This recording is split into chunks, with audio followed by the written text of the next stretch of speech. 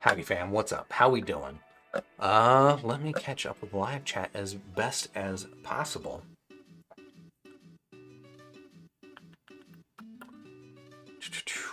Any questions about the Zero Red?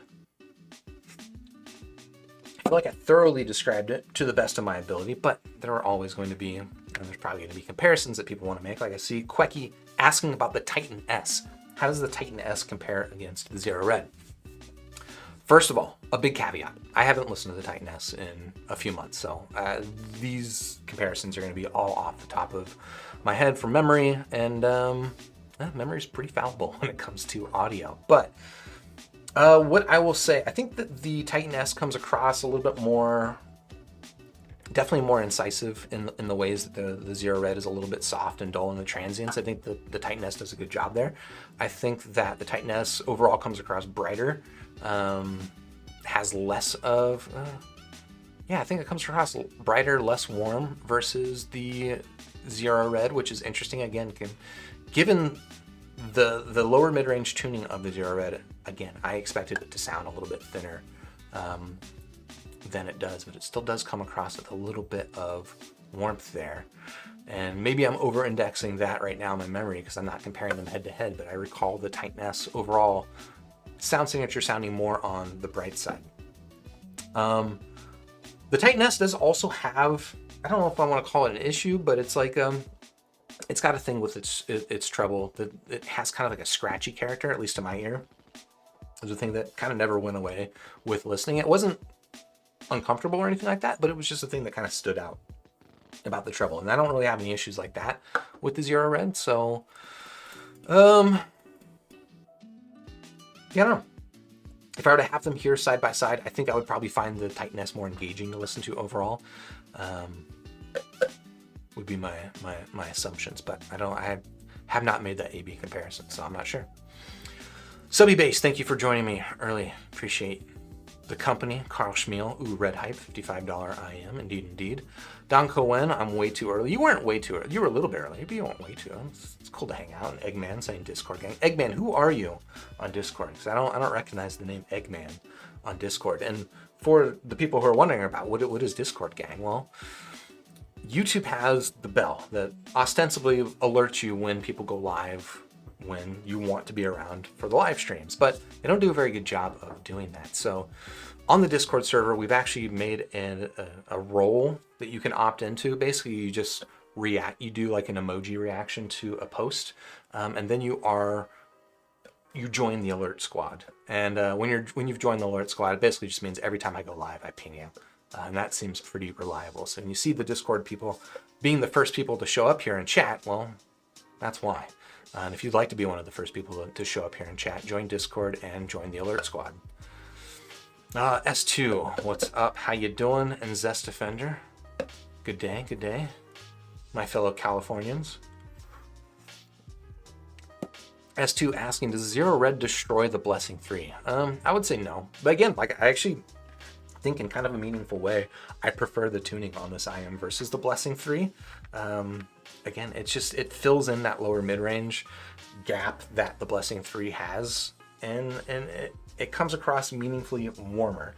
But when it comes to like the technical performance, when we're talking about, mid-range resolution and sharpness of transients and, how well it does with, reproducing high frequency percussion, I think the Blessing 3 it makes sense that it costs $300.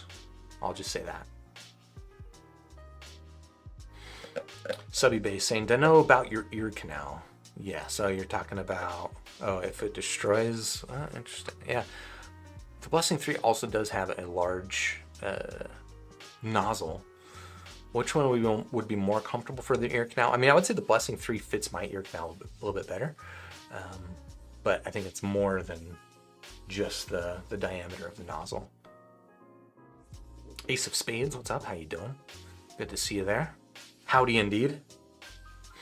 Luis Lantano saying, Lantano, yeah. Maybe my ears are bigger than I thought because I can literally sleep while using the Zero. I mean, I sleep in almost every IM. In fact, I've slept in automotics, just to put this into context. So yeah, if you've got the right technique, and I believe the technique that I've developed I like to call the Drake technique, which is basically when I lie down like this side on a pillow, you just do this. You just like kind of cover your, like I lie on my, basically my cheekbone here rests on the back of my hand, and then my hand creates enough of a cushion here that the pillow pressing up against the rest of my face doesn't shove the IM further into my ear, which would be probably uncomfortable. So yeah, just do the little Drake. Just remember that. Remember that move. Practice it. Let me know next stream if it worked out for you. Or let me know on Discord. Ace of Spades saying, for me, it's the red versus the HBB HZ. I think the HBB HZ. What's the HBB HZ? The con? Or is there something else? Oh, the KZ PR2 for a sub $50 IM consideration. Yeah, you know what? I haven't heard the PR2. I saw the graph. It looks pretty interesting. So I am intrigued. I might go ahead and order one of those just for out of curiosity. Carl Schmiel. Ian Tron saying get hype. Wilson saying first time I've been live because of the time zone. Well, I'm glad it worked out for you. I know time zones often make this pretty difficult for people depending where they are in the world. Here in California, it's about almost 3:30 p.m. See some speculation about scores. Carl Schmiel going with 5 stars. Ace of Spades, 5 stars likely. David K saying 4 stars at most. Interesting, you say at most. Don Cohen going against the current here and going for a 1 star. Yeah, that was a good bet, Don Cohen. I hope you did not put a lot of money on that one. Vial saying, oh wow, randomly opened up YouTube and it's just started. Well, welcome, Vial. Glad you can make it.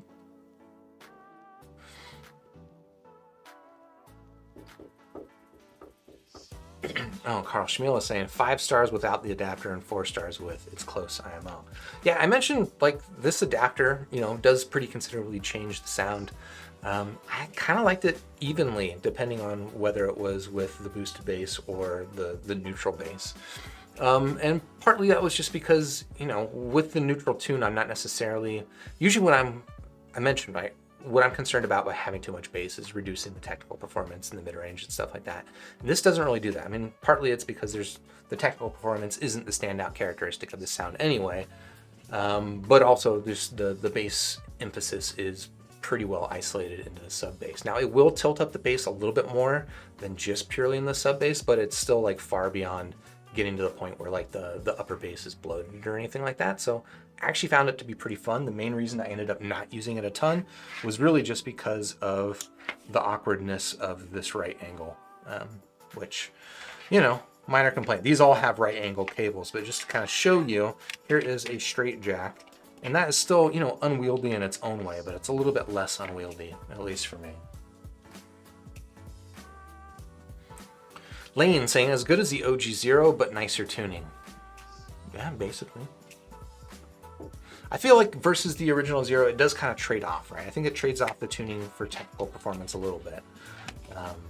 So there's a little bit of give and take there. It's not just like a straight better, at least not for me.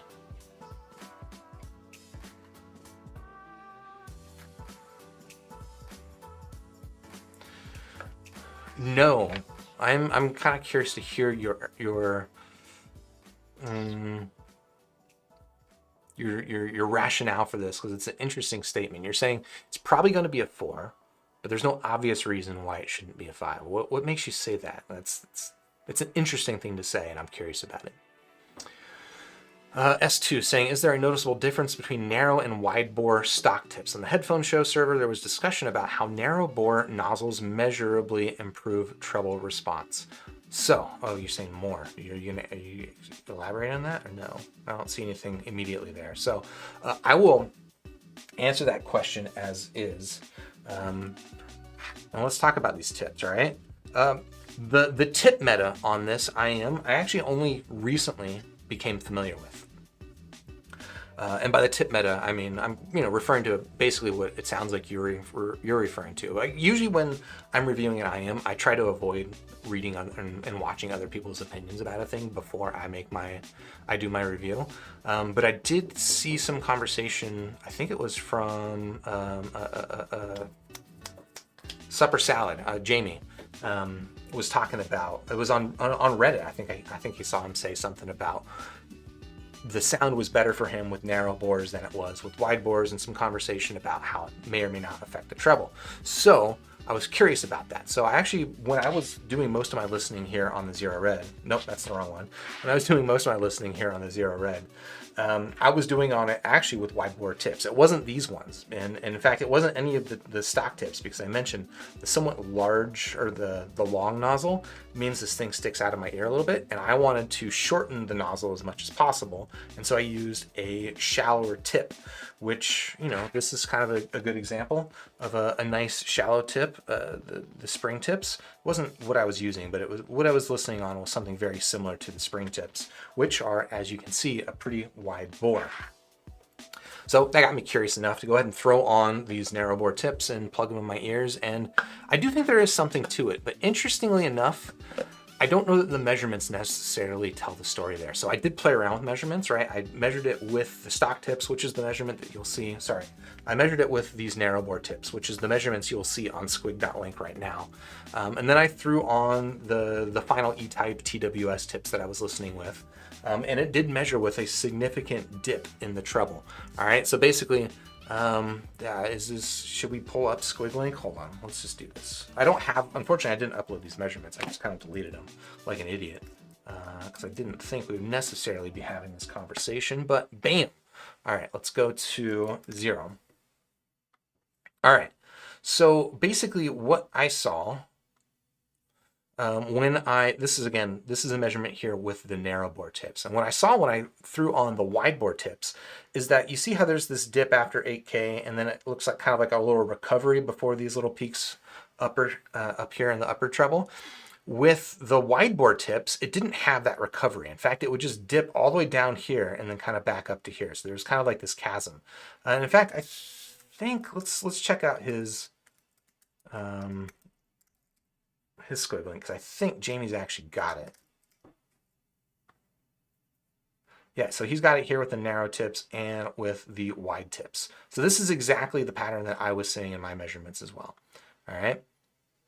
And so that got me thinking, have I been listening to this I am wrong the entire time? Because even, yeah, when I did listen to it with the narrow bore tips, it did seem like there was something different in the treble presentation. But what I did was I also in squig.link tool, right, we've got this tone generator where you can sweep frequency response, or just, you know, from 20 hertz to 20,000 hertz, and find out in your own ear where are these dips. And what was interesting to me was that this peak here at around 11 to 10K I got with both ear tips. That did not change for me in my ear, regardless of which tips I was using. So again, I did hear some difference, but I don't think that it was necessarily the same difference that we see in these measurements.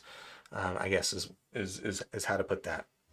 And overall, like I don't know, maybe I need to listen to it more with the narrow bore tips, but it didn't immediately change my impression of the IM significantly. Koresh, you're saying Alert Squad doesn't work? Pardon? Well, I figure that out.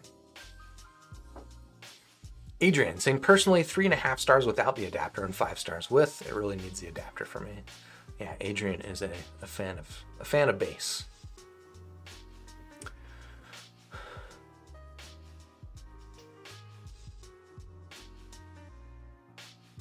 BTFR, hey, how you doing? Thanks for joining. Always good to see you. Elazar asking, hi, how does it compare to the great C2 Mech Warrior I am? I did actually do a little bit of comparison with the C2 when I initially got the Truthear Zero Red. And the things that stood out for me about the C2 that I really liked about it are the technical performance, and they really do still stand out quite a bit for me versus the Zero Red, which is where, you know, the technical performance is not its strength. On the C2 side, it is absolutely its strength. In terms of like the tonal balances, I definitely prefer the tuning of the Zero Red, but depending on which kind of music I'm listening to makes it more or less relevant. The more like, if I'm listening to like a Pontabox, right, this Japanese jazz group that I've been listening to lately, It will sound significantly more natural and correct listening on the Truthear Zero Red. Whereas if I'm listening to like electronic music or something like that, it kind of sounds, it's where the technical differences are going to stand out a lot more so than the tonal balance differences. So yeah, I don't know. I found the C2 more engaging to listen to, as you might expect, but the Zero Red sounding more right, depending on the music I was listening to. Nick Karak saying down with big nozzles, rise small ear gang. Yeah, it is a shame that not everybody has wide gargantuan ear holes. Because yeah, no, there's some good IMs out there that have got pretty large nozzles, and it's a bummer that anything gets in the way of people being able to enjoy them. Faran asking, have I heard the Fat Freak Maestro Mini? Yeah, I heard it a little bit at Can Jam in SoCal last year. It was like kind of silly amounts of bass. It was fun for what it was. I don't think it's the kind of IM that I would enjoy listening to apart from kind of like the novelty of it. And it was fun, right? Don't get me wrong. It is a very fun IM. And if you're looking for just gobs of sub bass, it does it. And it was pretty clean from what I remember. But yeah, it's basically a V-shaped sound signature with a lot of bass.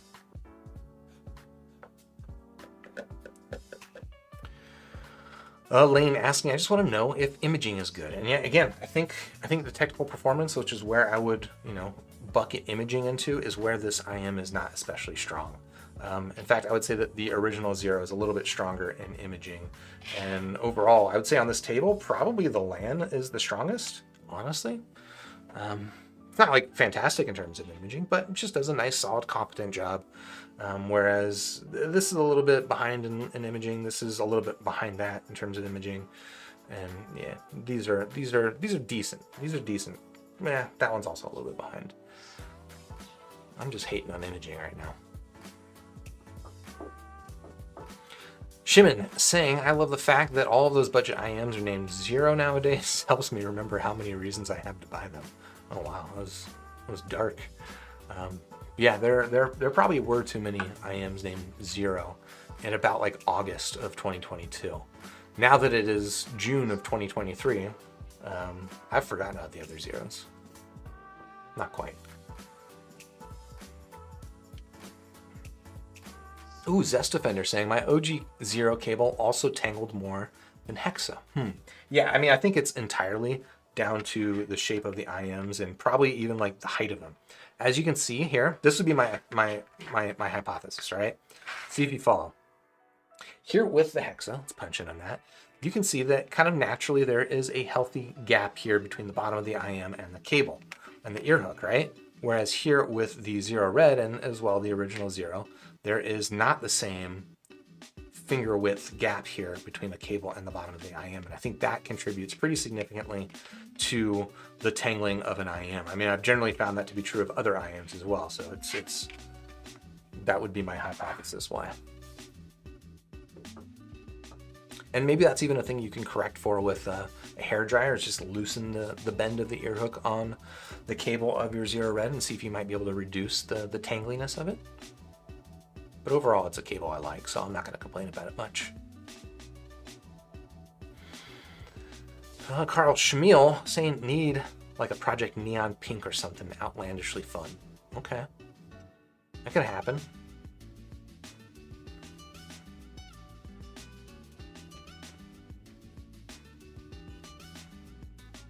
Adrian saying smaller tips like the CP360 make these so much better.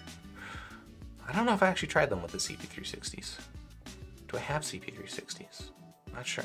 Wait, yes, I do, of course.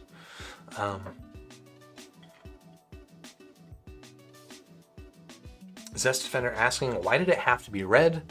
Was there any reason behind it? Well, I don't know. I feel like maybe they just wanted to say Project Red or what Crinacle wanted to say Project Red for a long time. Maybe that's it. Maybe it started as a joke and then turned into a real thing. Maybe he loves red. I'm not sure.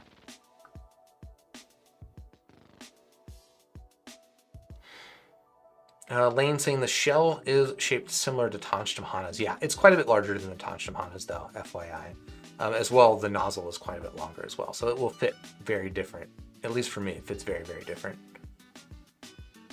Ace of Spades saying it looks better than the Meteor IMO. I could see why you would say that, and you're not far off. But also the Meteors, the looks are not its best part.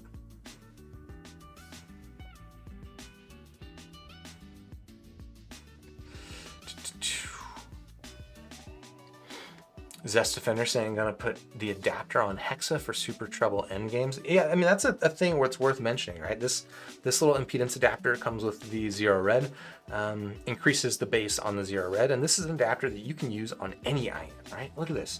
Here is the Aria. I plugged it in. Now this Aria has 10 ohms more impedance, but will it necessarily have more bass? Not necessarily. Different IMs respond differently to added impedance. I don't know enough about electrical design or audio or acoustics or really anything to do with building an IM to be able to explain exactly why, but I do know from experience that every once in a while we'll try measuring an IM with an impedance adapter to see what it does, and sometimes it does good things and sometimes it does awful things. The Truthear Hexa, sorry, not the Hexa, the Zero Red is an example where it does very intentionally a good thing. Some IMs like the Maga OC-K5 is one that comes to mind. It does awful things. Usually if your IM has multiple balanced armatures in it, there's a good chance that it's going to sound awful with an impedance adapter, but it's not always the case. Where One Nation saying drivers do matter. Cheap DDs are usually pretty mid in techs, and I don't know that I actually agree with this statement. I mean, I don't want to say that driver quality doesn't matter, but I don't know what driver quality is, right? I don't know anything about building IMs. I've never done it before, and so I don't claim to. I don't make claims about like this driver is a bad driver or anything like that, because there's a lot of things contributing to the given sound of an IM. Like I mentioned, the technical performance on the Zero Red I think is not outstanding. The technical performance on the Tin Hi-Fi C2 costs like half as much. I think it's actually really, really good. And I don't know, maybe Tin Hi-Fi is spending more on drivers than Truthear is. I don't know, maybe that more money equals more quality, but I think this is just like a really low resolution way of looking at things that's not helpful, would be my summary of that. Elazar saying, I'm assuming the techs aren't much better than the C2 Mech Warrior. I mean, I think the C2 Mech Warrior techs are better, honestly. Carl Schmiel asking real questions. Will I become a really good professional gamer with these IMs? No, probably not. I assume you're joking, but yeah, the gaming IMs thing. I play video games. I've got my Miu Mini over here. This is not the kind of games you're probably talking about, but I am into gaming, and I don't really like gaming with IMs, to be honest. Especially in a game where you have to talk to people. Awful. Don't do it. Would be my recommendation. Best gaming IMs for Counter-Strike? None. Don't do it. Get a Koss KPH30i.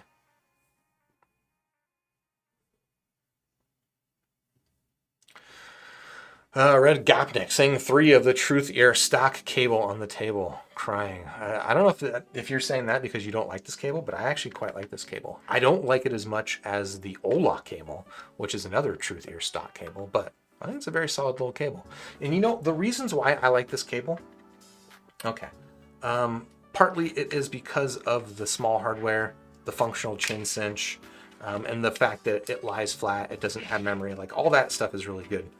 The other thing that I really like is the small 2-pin connectors up here, all right?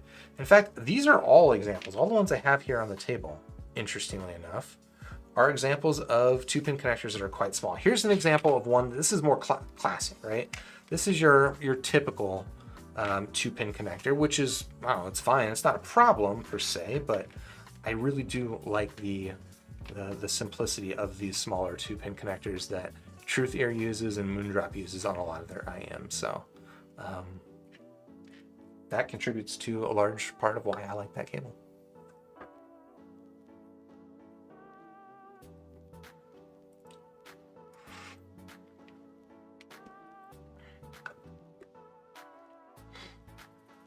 Red Gopnik saying, I didn't think impedance adapters do as much to single driver setups, maybe better off blocking the vents. Yeah, I mean, that's another thing that you can play around with on an IM. Like the Aria was probably a good example. I don't think I've actually done this, but if you have an IM that has a vent, especially here on the inside, and especially if this is a dynamic driver. In fact, it'll have to have a dynamic driver for this to matter. In fact, the Aria's got 2 of them. I think this will be the one that will matter. If you block that vent with a piece of tape or even a little bit of blue tack or something like that, you will probably significantly increase the bass. And now, my general experience is that it doesn't sound better when you block a vent like that. One exception, the Tin Hi-Fi P1, I think actually did sound a little bit better. But if you want more bass out of your dynamic driver IM, look for that vent on the inside, usually the vent that's closer to the nozzle. Try blocking it off and don't hurt yourself. I don't know. Ostensibly, there are ways to damage your IMs by doing that. It's never been a problem for me, but there's a little bit of disclaimer. I am not responsible for you breaking your IMs. Especially if you find out a way to break your IMs that I have not done. I didn't tell you to do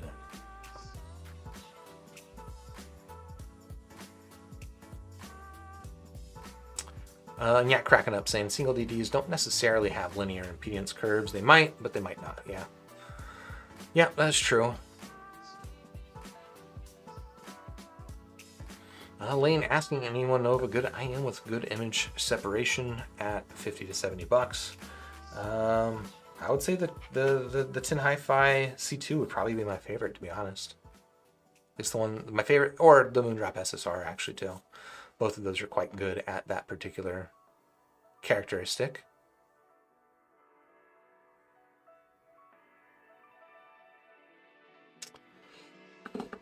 Well, while we're on the topic of impedance adapters, let me pull up some examples, right? So again, I mentioned I have done this before, right? Here's the Truthear Audio Legacy 5.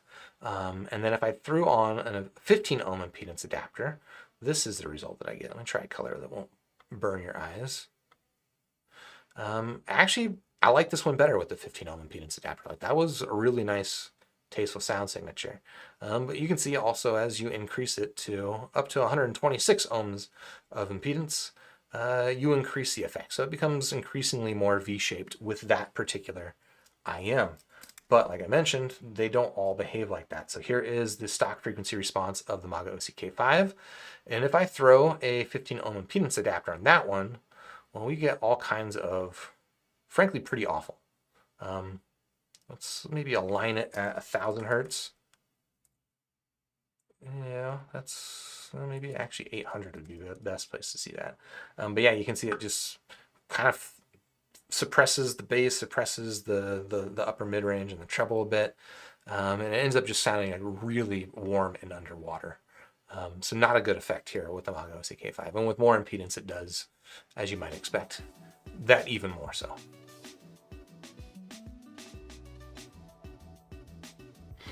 Don Cohen saying, this is why tech discussions are hard. I've heard people say that hexatechs are lackluster and others say they are meh. Are those different descriptions, lackluster and meh? I think the technical performance on the Hexa is solid. It's not going to be very impressive. I mean, it's kind of impressive in that because it's got like, again, a pretty mid-range focused tune, fairly low contrast, right? It doesn't have big bass and big treble to create those really clear delineations between sounds. Given that sound signature, the technical performance is actually really good. But versus something that's like a V-shaped sound signature, like a Tin Hi-Fi C2, it's not going to be as exaggerated or as, yeah, it's not going to be, you're going to have the same exaggeration of separation between sounds. It's a little bit more even, a little flatter, but again, it does well with the micro contrast, so it keeps up that illusion of distinction between sounds.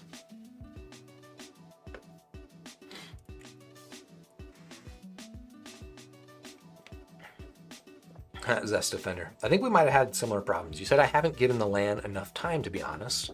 I put the cable on a Kato and I haven't looked back. Yeah. I think I to some degree underrated the LAN a little bit. It especially came out here listening to it in this comparison. The LAN is a very solid $40 IM. Very solid.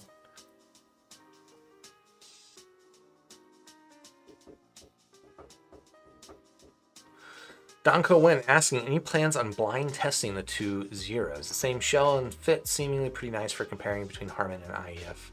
I mean, I don't have plans for doing a blind test, but I'd certainly be open to it. I feel like the differences will be pretty clear, but I agree that is it's a good use case for a blind A/B comparison test because the shells are exactly the same. You can put the same tips on the same cable, and feeling them, putting them in your ears, you're not going to have any idea which IM you're listening to. I do think that once the sound kicks in, it will be pretty quickly obvious. It'll be it'll be apparent. You'll know. And Adrian is saying the OG Zero and the Red are pretty different. I feel like it'd be pretty easy to tell the difference. Yeah, I agree. I think so too.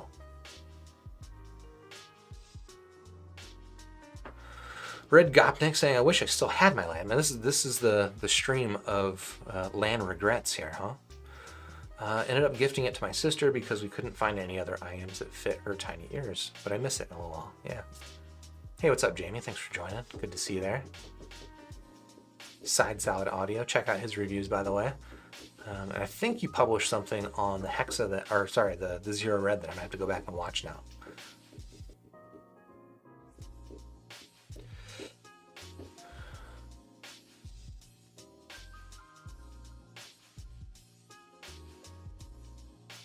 No, Ace of Spades saying, wow, I just saw the frequency response with 150 ohm adapter and crazy bass levels. Yeah, so I mentioned this briefly. It's up on Squiggling for your squigging pleasure. But yeah, so here's again the stock frequency response of the Zero Red, and here's what it looks like with that 10 ohms of impedance added to it. Again, you get a nice tasteful, like 2 to 3 dB bass lift that is mostly sub-bass focused, but as you can see, it does give you a little bit of additional mid-bass warmth to it. But if you want to go full crazy, you can stack impedance adapters like I've done.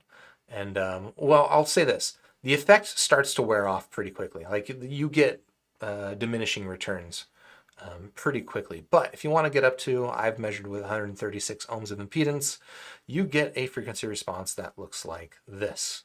And it's a little bit of bass. I did not think that it sounded particularly good like this. It sounded pretty underwater and muddy, but it wasn't awful. It was listenable. And if you wanted a lot of bass, there's certainly worse ways to get, you know, what is that, 64 to almost 15? Yeah, it's about a 15 decibel sub-bass boost, which is silly. The only downside that you will get is that because you're adding impedance to this, and this is also true of the 10 ohm adapter, but much more so true with 136 ohms in total, because you're adding more impedance, you are going to be reducing the overall volume of the IM, or you're just going to have to hook it up to a more powerful source in order to get it up to full volume. Yeah. With 10 ohms, you can drive it fine off of an Apple dongle. That shouldn't be a problem. But at 136 ohms, you might need something more powerful than an Apple dongle.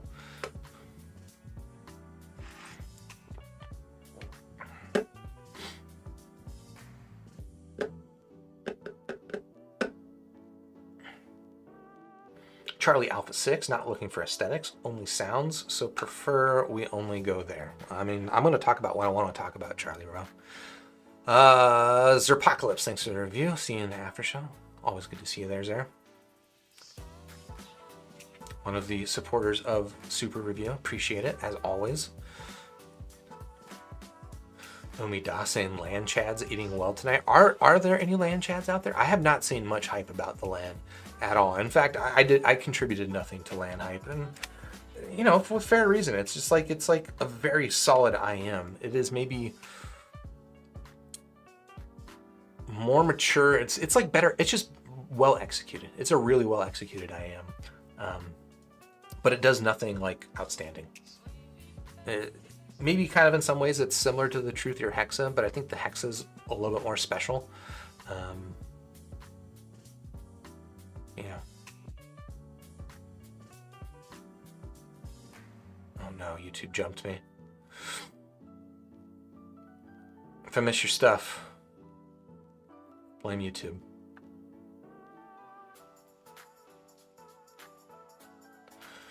Zest Defender saying, all right, so it was a solid IM, but 4 stars was said separately. Okay, if you're looking for clarification, if it's a 4-star or a solid 4-star, I think it is a solid 4-star IM.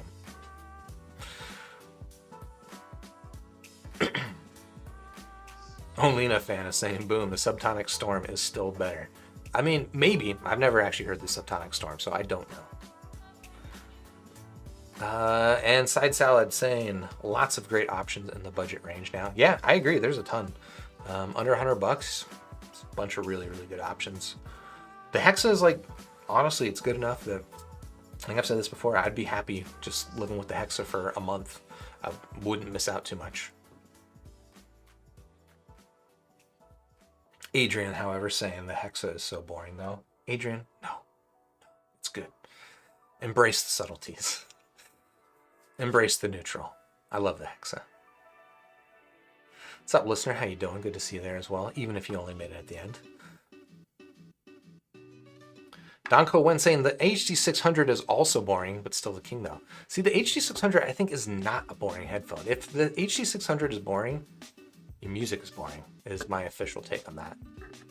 I was actually just listening to the HD600 earlier today and comparing it with an 800S, an HD 800S, and like, for me, it's not even close. I think the HD600 is just a lot better headphone. So not boring in the least, in my opinion.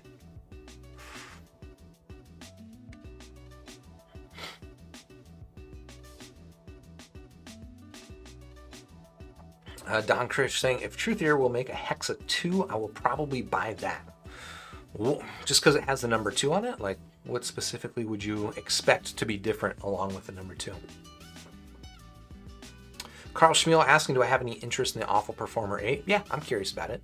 I don't have any plans to review it though, so I wouldn't hold your breath on that one, but I'm definitely curious about it. Listener asking, when will we see an MRS collab? To be honest, like, I'm not super interested in doing the IM collabs. If anything, I'm more interested in like a design collab, which could be designing a DAC amp. There's a couple of like product ideas that I have that I would love to work with somebody on.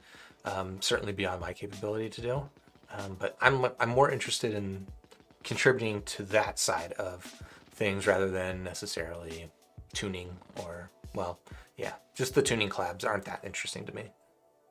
And they also, I don't know, I guess I'm also a little bit, I feel like I could do like a collaboration or like work on a product that would, you know, is like designing cables or you know, designing ear tips or a DAP or something like that. I could do that without any sort of conflict of interest with my reviews of earphones, which is also a part of why I'm not too interested in the collabs. But mostly it's just like, it's not my dream to do an earphone build.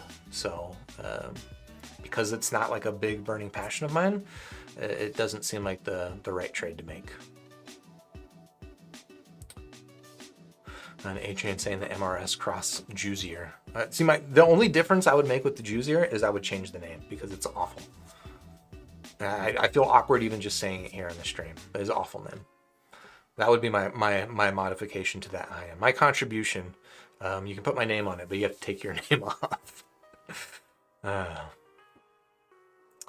And yeah, Adrian, you're kind of expecting a full review. I think I wasn't planning to do a full review of the 41T, but I think you're right. I think a full review of this IM will be coming. So for folks who haven't seen, I've got this up on squig.link right now, featured. I initially saw this on other people's squigs, right? If you search squig link, there's, you know, Aftersound, inside DC Inside, TGX, Tone Deaf Monk. They've all got measurements of the 41T, and I saw some measurements and I thought, well, that looks like something that I would like. I don't have any contact with anyone at Juicier, so I went ahead and ordered it for myself. I don't know, like a month and a half ago or something like that. And because of the way AliExpress works, I just got it fairly recently, and I cannot take this thing out of my ears.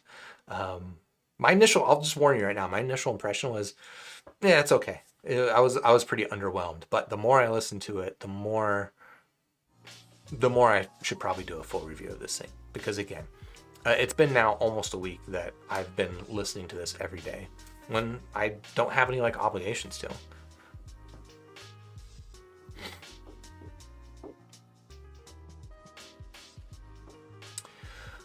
What's up, Anupam? How you doing? Always good to see you there, sir.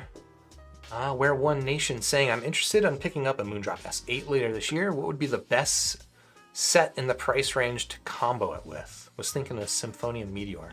Yeah, Meteor is not a bad option, or even Sennheiser IE600 would be another good option. The Sennheiser would be my pick between those two. But Don Krish Ashing, what happens if you plug other IMs into Ohm? Oh yeah, we talked about that. And yeah, thanks Jamie for answering immediately, saying that it depends on the impedance curve of the other IMs. Same thing with headphones too. Although I will be honest, I have not played with impedance adapters on headphones.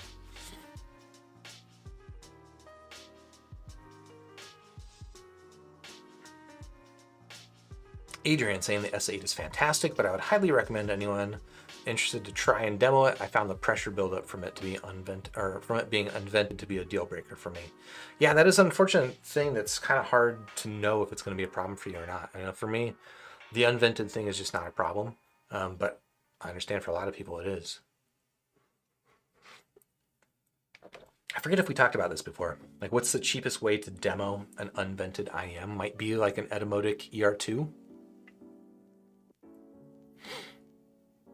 Although that is kind of like its own, it has its own problems with comfort that it's hard to maybe differentiate the unventedness from the fact that it's just really deep inside your ear. So maybe that's not the best example. What is the, I feel like we landed on an answer for this, but I can't even think of it right now. What's a good unvented IM for cheap?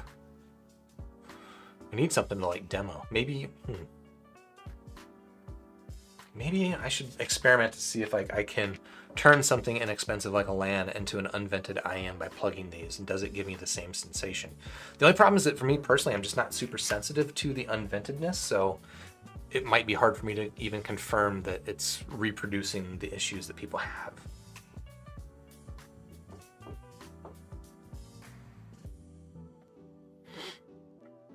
Zest Defender asking, am I a side sleeper? Mostly I'm a back sleeper.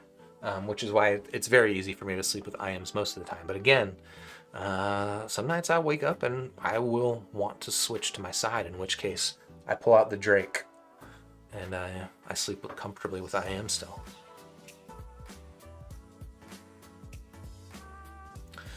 Yeah, Adrian confirming that I am Drake indeed. I am Canadian, as it turns out. QRR is saying my hand went numb from doing that. Yeah, I guess that could be a potential risk. I don't know how to solve for that. My hand's been fine, but I could see that definitely happening. S2 saying the Crescent mids are surprisingly close to red. Shame it's discontinued. Yeah, the Moondrop Crescent was a nice IM. Let's pull this guy up here for comparisons. Yeah, this is definitely more your traditional, single dynamic driver V-shaped sound signature. But yeah, you're right. There are some similarities, especially from the treble down to about 300 hertz. But it's here.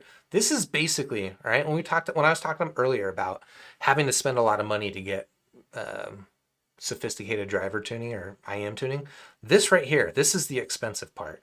Getting this line to continue from here to here flat and still have a bass boost. Has been for a long time a very expensive thing to have. But now you get it for $55, which is pretty cool.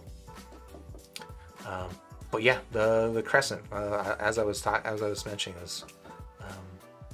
that's a very good budget IM. It's $30.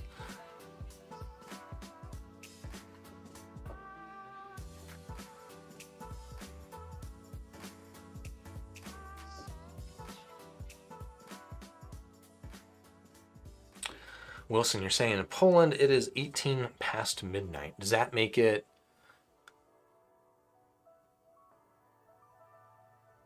wait, hold on. 18 past midnight, so that's 6 p.m. Or did you mean 18 minutes past midnight? As I was like fake doing math there in my head, I don't know. I shouldn't make fun of Tito Ortiz, UFC fighter, but there is an epic video on YouTube of him talking about how many days of the week he trains, and it reminded me of that. PNTM 2006. What's a potential IEM down the line in 2023 that you are anticipating to be released, announced, or not? I don't know. I don't have any like special inside track on new IEMs that are coming out that y'all don't. In fact, if anything, I might pay attention to it less than a lot of you do, to be honest. So I don't have a good answer to that. There's nothing that I know about that's coming out soon that I am particularly interested in. The only thing I can even like think about right now that I know is on the horizon that's not yet available is not even an IEM. It's a headphone. There's an Odyssey MM100. I'm pretty interested in that. I'm curious about that guy, given how much I like the MM500. But yeah, in the IEM space, is there anything that I can even think about that's being teased or otherwise? No, I can't. I can't think of anything. I guess there is the Tangent Kara I'm curious about.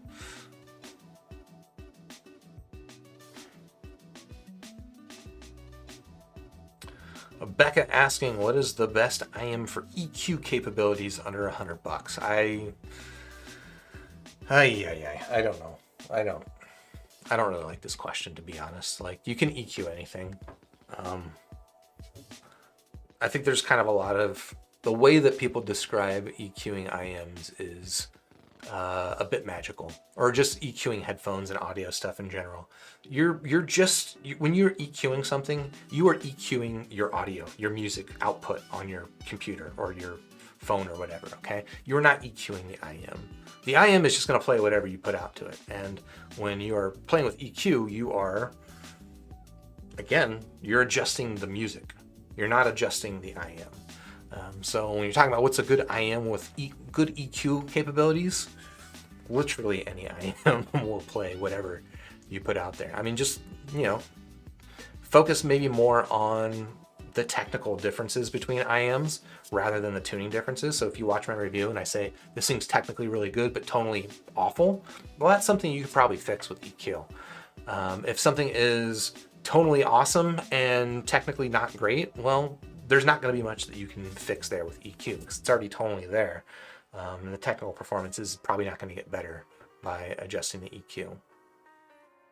But apart from that, again, I think mostly people just talk about this entirely wrong, is my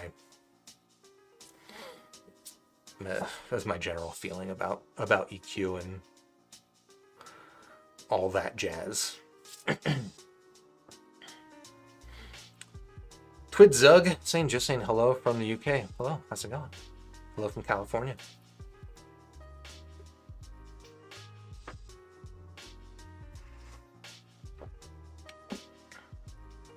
See some SSR, both fandom and hate going on. I'm just going to throw my hat into the side of SSR fandom, but I'm going to leave that argument otherwise.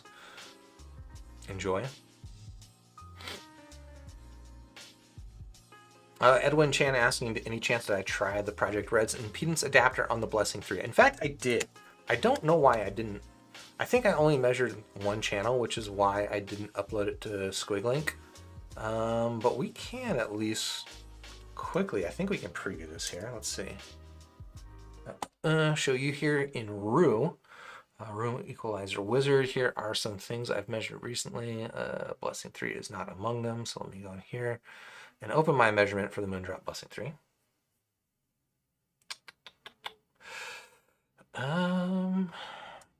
Let's see. Here we go. Blessing 3. All right, there's a lot of graphs. I apologize. But we will get to something that is reasonable soon. All right, so 0 ohm. So all right, here is your stock frequency response of the Blessing 3, all right?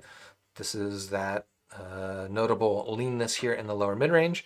And if I add 15 ohms of impedance adapter, so it's not using exactly the same adapter that came with the Zero Red, but basically the same thing. If we add 15 ohms of impedance, well, you make the overall sound quieter, which is what you would expect because you're adding impedance to it. But let's see exactly, let's align this so you can kind of get a better sense for what it's doing to the sound. And what it's doing is, well, it's making it adding a little bit to the bass, as you can see here, and also looks to have slightly suppressed the upper mid-range. I don't know if that's just kind of like an artifact or if that is a pattern. So let's go up to 75 ohms.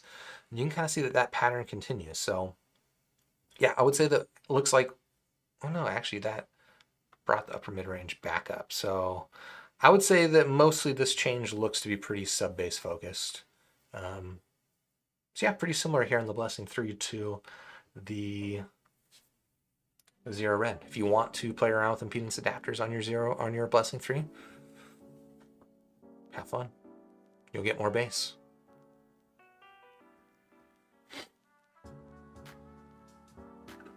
Zerad saying Hexa is good, Blessing is just better. I agree with that. That's definitely true.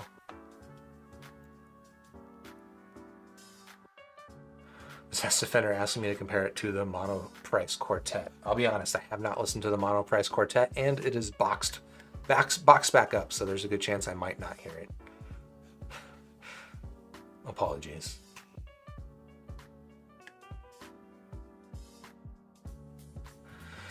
QRR asking, are the stock tips bundled with the Red Zero identical to the Hexa's tips? I actually don't recall. I mean, I think all of the Zero stuff, or sorry, the Truthear stuff I've gotten has come with the same set of ear tips, but I don't have them here on hand to compare exactly, so I'm not certain. But I think so.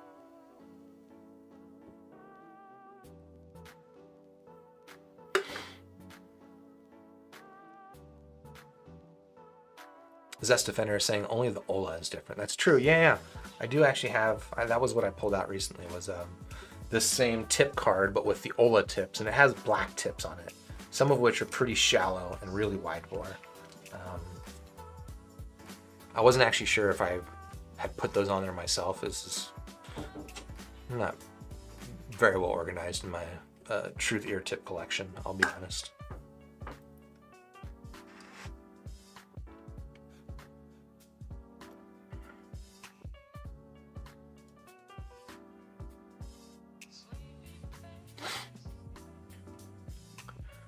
Alessandro Lira saying, so it's worse at resolving, so it's basically just a Zero with a $5 EQ. I mean, saying it's basically just something with a completely different sound signature is, sure, yes, it's basically just that.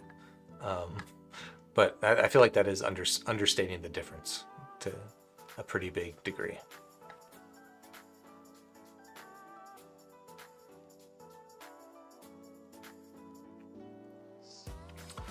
Fixion asking, is it possible to import a frequency response for an IEM from one squig to another? I am trying to compare my earphones with others using EQ, and some earphones are only available on certain squigs. So this is a touchy question, I'll be honest, because yeah, there are some ways to do that, and whether or not you should do that is questionable. Because if I measure an IEM, let's use the Zero here as the example, right? So I've got my Zero Red measurement, and we were just talking with Jamie of Side Salad Audio. He's got his measurement. We're measuring, that didn't work correctly. We're measuring the same IEM, but our graphs look slightly different, right? And that might not seem like a significant difference, but if you were to lay those things on top of each other, those differences might be just as big as the difference between one IEM and another. And so if you end up downloading a graph from my rig, right, which you can do here, I've got this download button. You click that, it'll download the frequency response, and then you can go over here into Jamie's tool and you can upload it via the EQ function. You can do that, and then you can compare our graphs and see that, well, our graphs of the same IEM are going to be a little bit different, which means that if you're comparing an IEM that I have that he doesn't have, or an IEM that he has that I don't have, you might end up misinformationing yourself. So just take that into consideration, right? Start with comparing an IEM that is the same, right? And in fact, so yeah, he's got the SoundNote Zero as well. So start with an IEM that is the same. Note kind of the patterns of differences, so that when you're making that kind of comparison, that you're not mistaking those coupler differences for differences between IEMs.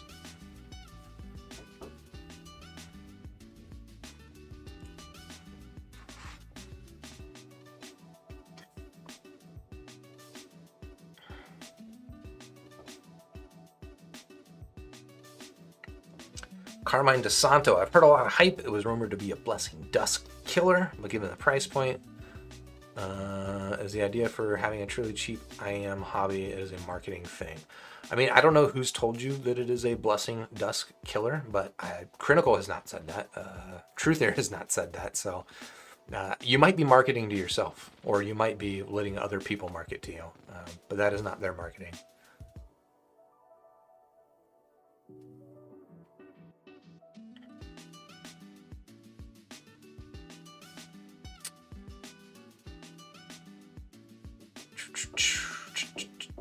Still catching up with live chat. Thank you for your patience. Zeffing saying, Truthear be making stuffs that'd be astronomical in prices in the past, affordable for the masses now for the most part. Yeah, I agree. They are. They haven't even, I feel like they've not even been around an entire year at this point. And they've brought us the Hexa and now the Zero and the Zero Red. And the Ola cable. The Ola itself, I think, is just kind of, it's good for what it is, but it's good, you know. It's the cable of the Ola, though, however, that is quite standout. My Ola. Zerpocalypse saying gaming with IEMs is nice when you need acoustic isolation in the heat of summer. I mean, if I'm not talking, that's fine. If I gotta talk, I don't know, man. I don't like playing Apex Legends. That's kind of like the closest thing that I played, you know, that I think of when people are asking me for like the best gaming IEMs, right? My assumption when people say, well, is this good for gaming? They mean, is this good for hearing footsteps in 3D orientation in a first-person shooter game? And when I'm doing that, that's, you know, Apex Legends. And when I'm playing Apex Legends, I'm talking with people. And talking with people with IEMs in my ears is, I think, awful. I don't like it. But I guess, yeah, if I'm not, like, I'm just playing PlayStation games on this thing, which I do from time to time, I'll plug in any IEM, in which case I don't really care which IEM it is, to be honest. I mean, I want it to be an IEM that I enjoy, but it's not like a special IEM that's specialized at doing Colin McRae 2.0. All the IEMs can do Colin McRae 2.0 pretty well.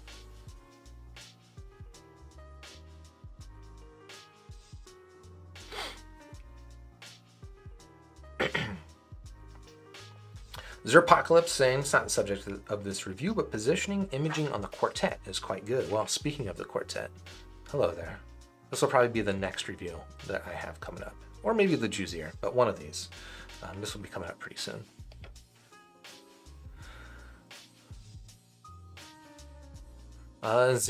Zepping saying that blocking the vent on the Moondrop Chew introduces driver flex. In my experience, yeah, I could definitely see that happening. Vector saying, flex on your neighbors and play your games and movies at max volume. If they go deaf, they'll probably stop making noise since they can't hear each other. Okay. That's bold. Daniel Berry asking, how's sheer resolution between the HD800S and the Etymotic ER4SR compare? Looking for a reference set and headphones. I'll just say right up front, like comparing IEMs and headphones in general, I find fraught. Comparing sheer resolution, those are probably not words I would use. So answering your specific question, I won't be much help, I'll be honest.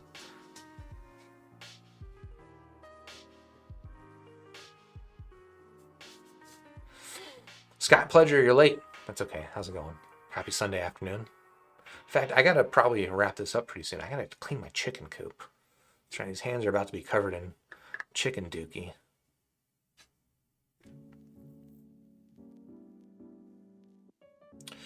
And as I say that, YouTube jumps me. Chicken dookie.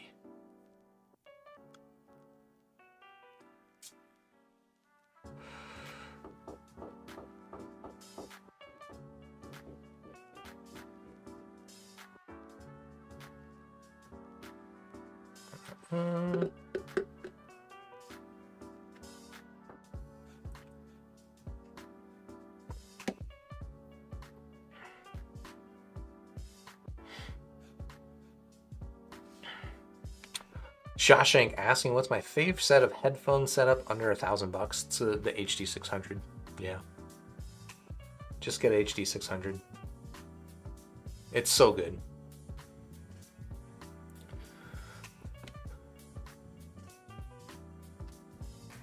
Shadow Rox is asking, do you think the Supernova would ever be mass market product at some point like the Proxima? What do you mean by mass market? Like it'll be available to order on Amazon, or it will be available for $100? I have not seen any indication that they intend to sell it for a lower price. And if anything, the production times have gotten longer. So probably not. Again, I don't know exactly in what context you mean that question, but the only ways I can think about it, no, I don't think so.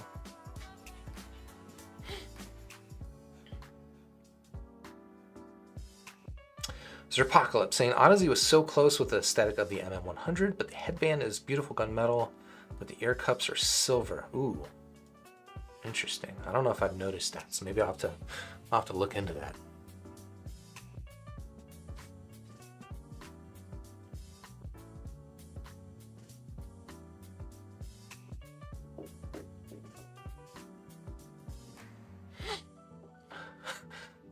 This is Zest Defender. You got an entire comment replaced with the frowny face. Are you being censored?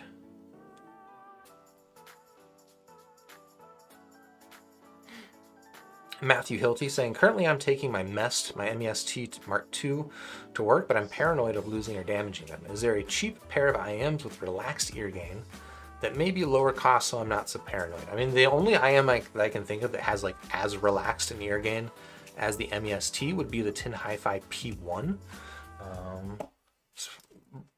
Take a look at this, right? So MEST Mark II.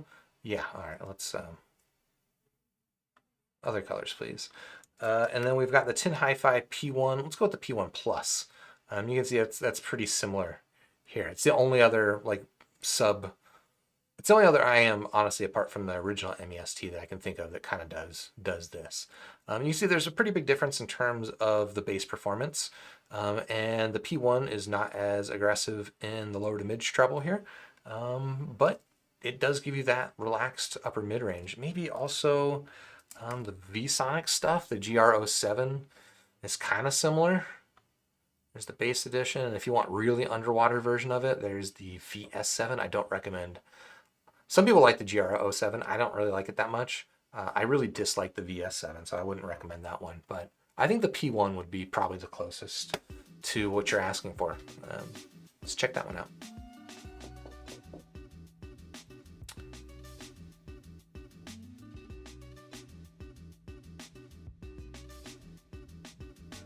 Bruno, I have not heard the Awful P8, so I cannot answer your question.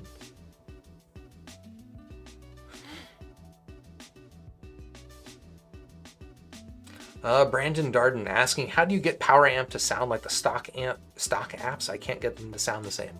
The main thing to look out for when you're using Power Amp on a DAP is that by default, Power Amp has like -6 dB gain on it, which is intended to make room for the EQ functions on there. I don't use the EQ functions on there, so I don't need that additional headroom. And so just look, unfortunately it's like in 2 different places, and I don't remember exactly where, but there's 2 different places where you need to disable that 6 dB headroom, and then it should sound, I mean, if it sounds different to you at that point, you're probably a little bit in your head about it, but that 6 dB difference is real, and that will make a difference in terms of what they sound like.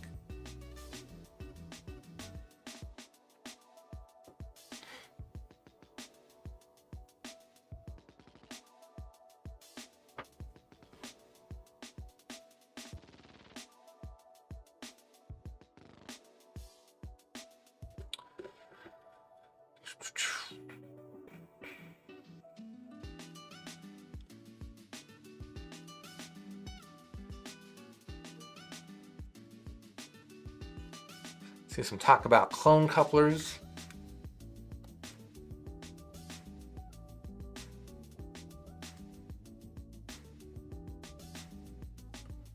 Scott Pledger asked me to please live stream my chicken coop cleanup. Oh my god, that would be... I guess it wouldn't be that gross. You know, honestly, cleaning a chicken coop is not too bad. It only takes like 20 minutes. If you're interested in having backyard chickens, yeah, I don't know, just... We put down sawdust inside the coop so that they poop on that, and then sweep up the sawdust. It's pretty easy cleanup, and then put in new sawdust. And I also clean out their chicken water, which can get pretty nasty. They appreciate that.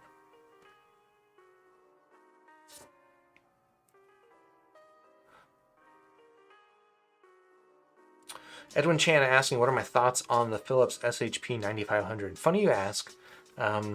I actually just yesterday heard the 9500 for the first time via Zest Defender. Thank you for loaning it to me.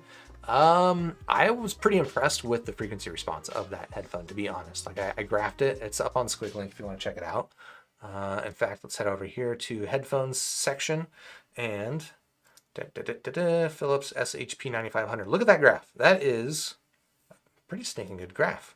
If we compare it with the Sennheiser HD 600, again, my favorite headphone, well, that's not, on paper, that's not too far different.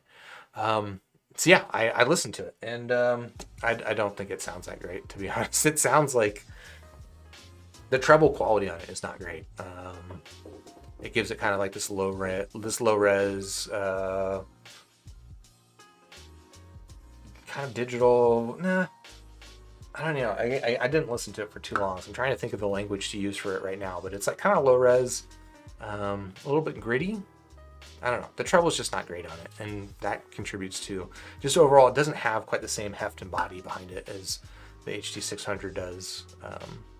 This is okay. Yeah, it's, you know, $75. It's fine. I think I'd probably rather listen to Koss stuff at that price range, though.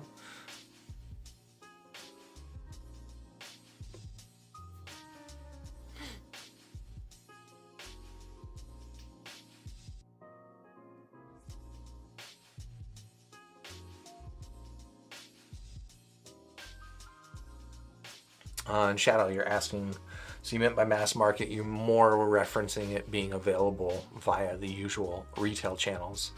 I'm sure that they would love to have a relationship with a retailer that can do that stuff for them, but I think that they are still pretty like, it takes them a while to build, and there's a backlog for them to build new IAMs, so I think there's probably still some time before demand and their ability to produce IAMs to keep up with it would get to the point where you'd be able to buy them on a retailer.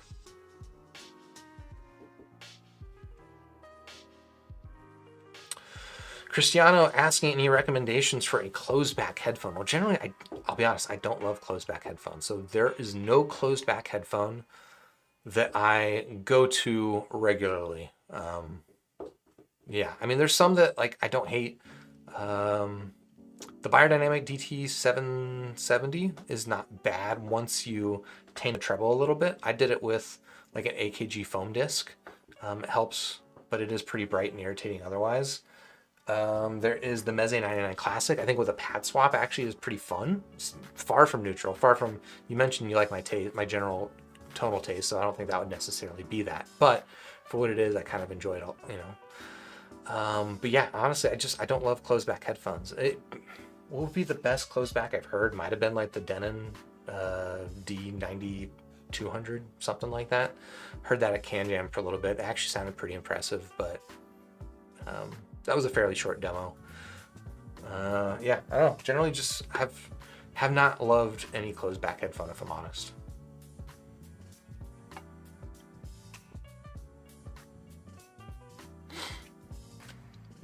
And Scott Pleasure saying we need to find a 1000 ohm impedance adapter just for science. I might have one. I have a Koss like volume control. It's like an inline volume control that I think just increases impedance. I should actually measure it. Maybe I've got that wrong on how it works, but I think that just increases impedance. So it might go up to 1000. Zest Defender asking me, have I named my chickens? Yes, I have. We have our chickens are named after K-drama characters. So I don't know, did anybody get these references? The chickens' name are Sunny, Grim, and Goblin.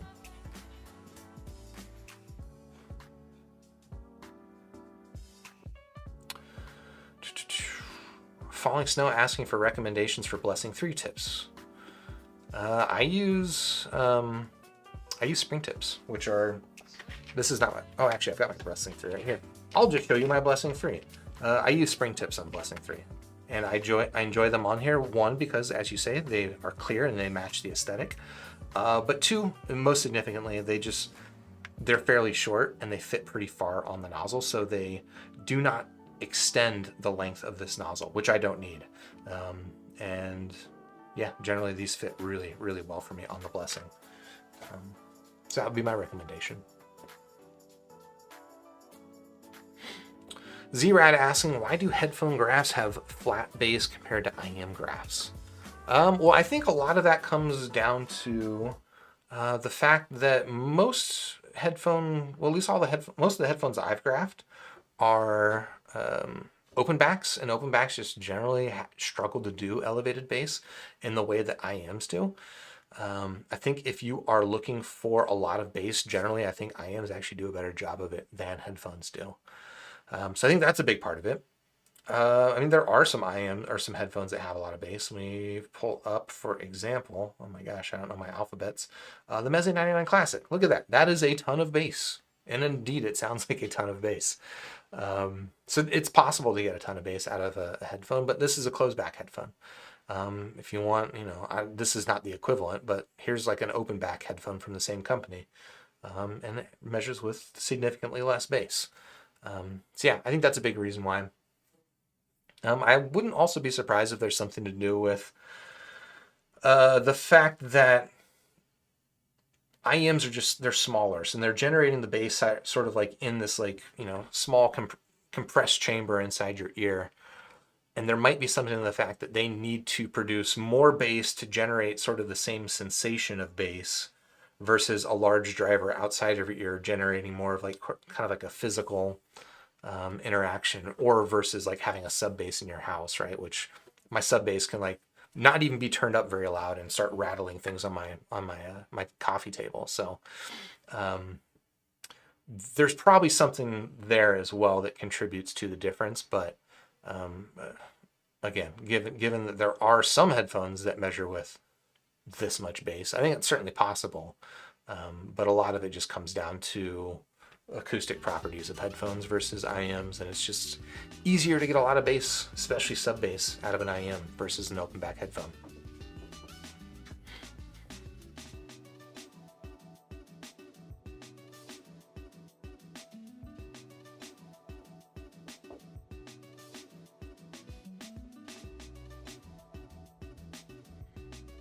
Side Salad saying SHP 9500 sounds very grainy to me. Yeah, I think grainy is the right word. It sounds grainy and like lightweight, and I don't know. I can see how the tonal balance is pretty decent, but yeah, it is interesting. Yeah, I guess it kind of goes back to the question of like how much is in a graph, because the tonal balance of it looks pretty close to my favorite headphone that I praise all the time, the HD600, and yet I want to listen to the HD600 all the time, and I don't really want to listen to the 9500. It was fine, but not great. QRR, maybe that's what you were saying too. Yeah, kind of a good example about how a graph doesn't show everything. Yep, indeed. I mean, it's also take with a grain of salt. I'm measuring on we'll call it an unproven rig at this point. My headphone database is pretty modest still.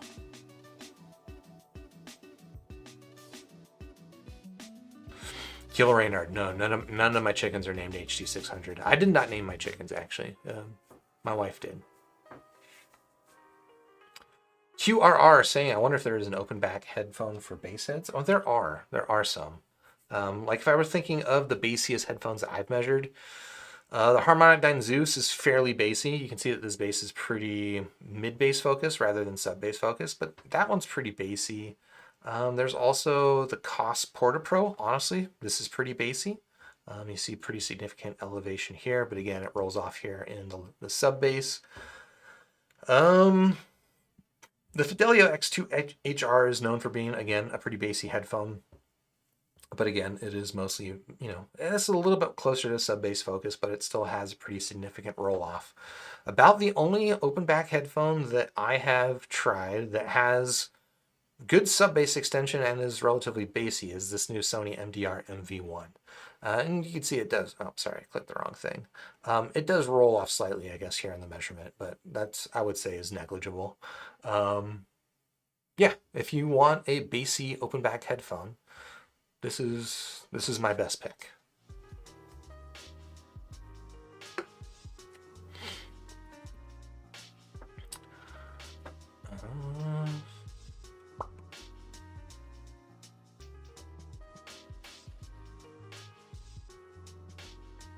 Matthew Hilty saying the Koss KPH30i is great value and has a mic. I gave them out with Apple dongles as gifts for 1 year. Yeah, and that's part of like why I think it's a really good gaming headphone is that it's open back, it's lightweight, you barely feel it on your head.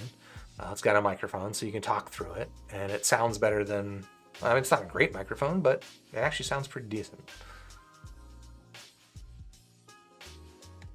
Naval asking, is the EA500 the king under $100 if I'm looking for something that plays every genre correctly?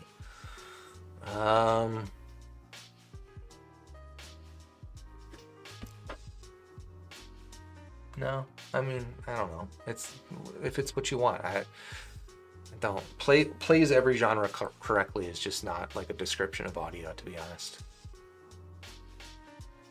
I do have a short review coming up though for the EA500, so I'll try to get that out fairly quickly. I like it. I enjoy it. Carl Schmiel asking if I had to name my chickens after my 3 best audio products, what would they be? Hibby, Hunjo, and Hibby, Hunjo, and Nova. Those would be my 3 names. Zest Defender asking, where can you even buy 7th Acoustics Proxima? I think you can buy it through their Facebook page.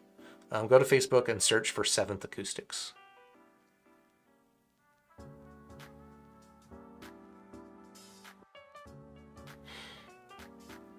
Alessandro Lira saying the 9500 is a good example of driver differences mattering.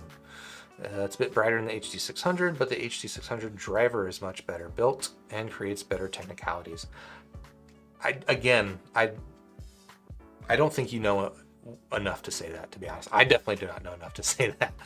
What are the differences between the drivers, and that one driver is better, and that it is the betterness of the driver that is contributing to the differences that I hear.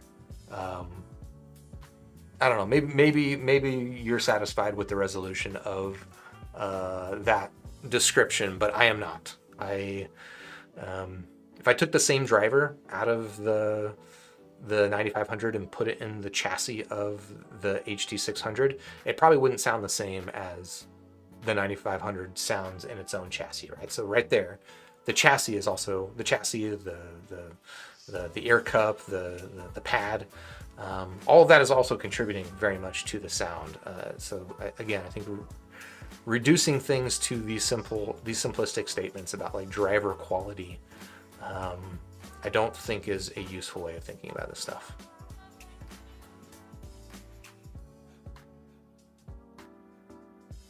Vitong, I have not heard the KZPR2, no.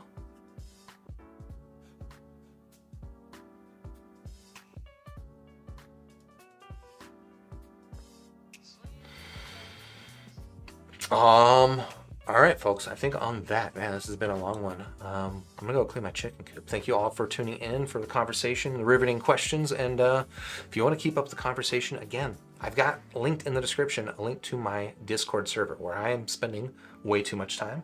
We've got a lot of really good conversation going on there. I recommend you join that. But otherwise, if you haven't on the way out, please hit the like button, subscribe to the channel, ding the YouTube bell, and I'll catch you on the next super review. Cheers.